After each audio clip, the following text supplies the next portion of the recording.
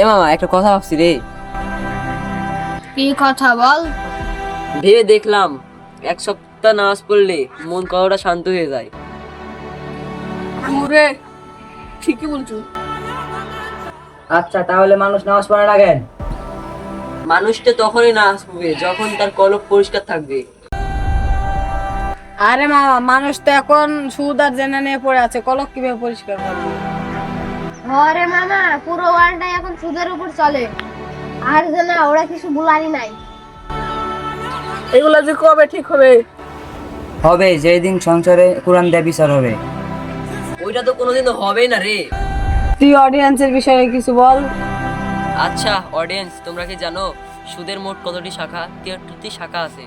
কোন কোন হাদিসে আছে আবার 70টি। সুদের সর্বনিম্ন শাখা হলো যে সুদ দেয়, লিখে রাখে, খায় এবং সাক্ষী থাকে।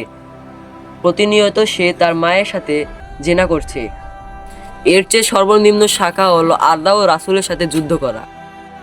তাই গাইস, আপনাদের সবাইকে বলতেছি ইসলামের পথে ফিরে আসুন এবং নামাজ কায়েম করুন।